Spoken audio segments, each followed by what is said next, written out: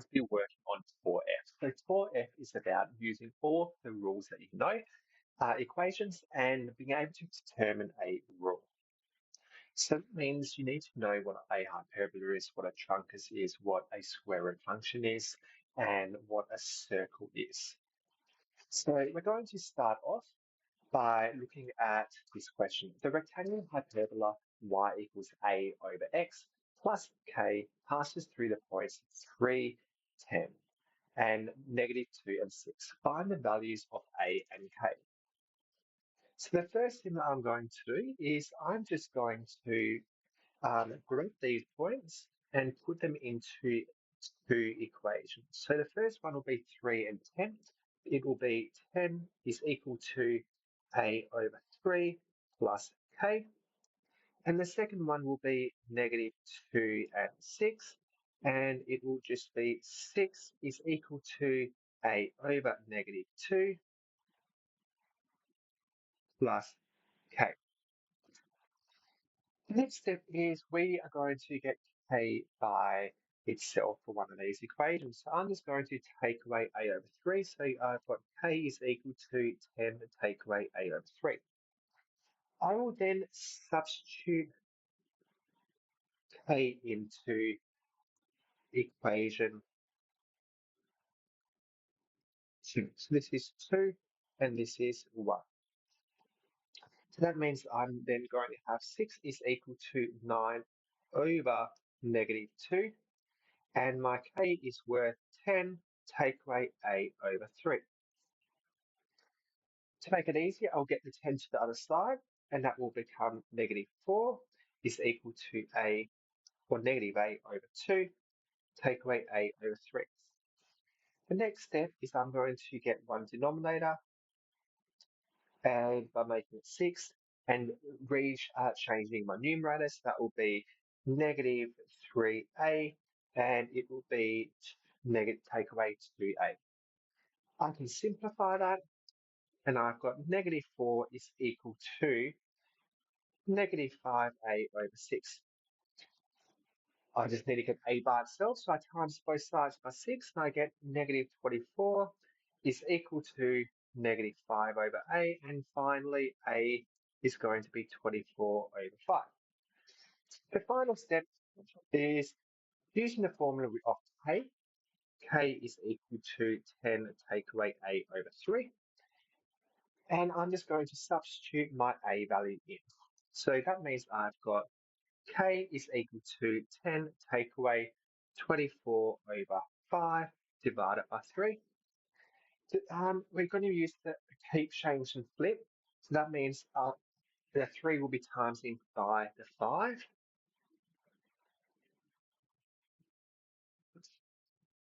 Now I can simplify that because 15 and 24, I can both divide them both by 3. So that will give me 10 take away. My denominator will be 5 now, and my numerator will be 8.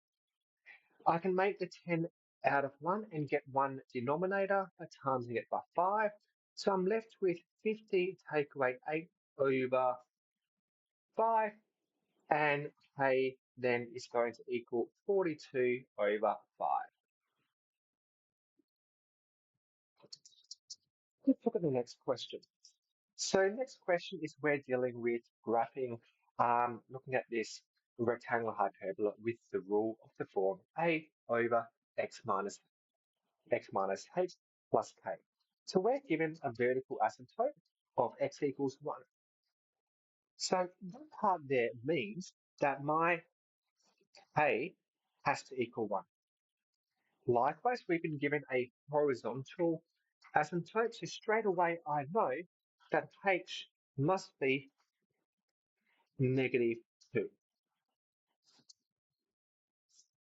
So the only thing I need to do now is substitute them into the equation to look at what is left. So I've got x plus 2, so a over x plus 2 plus 1. The final step is we are given one more point. So I'm just going to substitute that value, x and y, into my equation. 5 is equal to a over 3 plus 2 plus 1. I can simplify that. 5 is equal to a over 5 plus 1. I take 1 away, and then I times both sides by 5, and I get a equals 20. So I've got my 3 points. The next question. Again, this one's a bit simpler. It's we've just been given a rule that says y equals a square root x passes through the points 4 and 12. It's just wanting us to find out what a is, which means we're just substituting those values. We know what y is, which is 12. We know what x is, which is 4, and we're simplifying it. The square root of 4 is 2. So we've got 12 equals 2a. So then a must equal 6 because we're dividing both sides by 2. So this next question, it says a graph with the rule y squared equals a square root x minus h passes through the points 2, 5, and 8 and 10. Find the value of a and h. Well, the first thing is we're just going to substitute the values in. So we've got, oops, go back. So we've got 2 and 5. So that means I'm going to have 5 squared is equal to a, to take away h, which will give me 25 over square root 2 minus h is equal to a. The last equation, I've got 8 and I've got 10. So again, I'm putting those values in. 10 squared is equal to a square root 8 minus h, and that gives me 100 is equal to a square root 8 minus h. So now I'm just going to use these two equations and substitute 25 over square root 2 minus h into my second equation. So sub 1 into 2. So if I do that, it will give me 100 is equal to 25 square root 8 minus h over square root 2 minus h. This is the part where it gets fun. I take my denominator to the other side.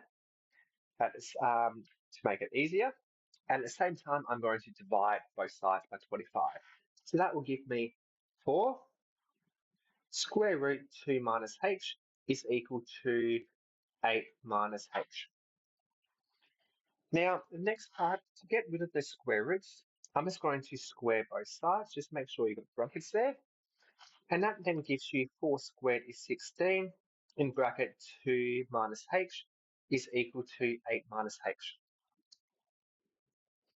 A couple more steps. We'll expand those brackets first. That is 2 times 16 is 32.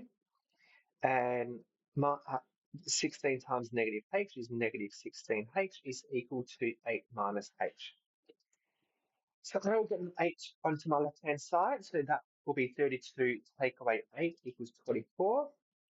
And I'll get my h's onto my right-hand side, which will give me 15h. And then finally, I will divide everything by 15. So h will be 24 over 15. I can divide my numerator and my denominator by 3, and that will give me 8 over 5. Okay, so now we've got our h. So we are going to substitute the h value into our second equation. So part 2, I'll change color so we don't get lost. So that means I'm just going to grab my 100, take away a square root 8, and then my h value is 8 over 5. Take away 8 over 5. Now, this part here, I'm going to make 8 out of 1, and I'm going to get it to be the same denominator, so that means 8 and 1 will be times by 5. So my numerator will become 40 take away 8, which is 32. So I've got 100 equals a square root 32 over 5. Now, just to make it looking a bit simpler, I'm just going to now apply the square root to the denominator and the numerator. And my numerator is 32, can be 16 and 2, which is 4 square root 2. So I've got 4 square root 2 over square root 5. So we're slowly getting there. Now, we don't like to, we want to get a by itself, so I will divide both sides by 4 square root 2 over square root 5. So that means I'm going to go a is equal to 100 divided by, 4 square root 2 over square root 5. That means that is going to flip, and it will become a is equal to 100 times square root 5 over 4 square root 2. So I can simplify this. 100 divided by 4 is 25. So I'm left with 25 square root 5 over square root 2.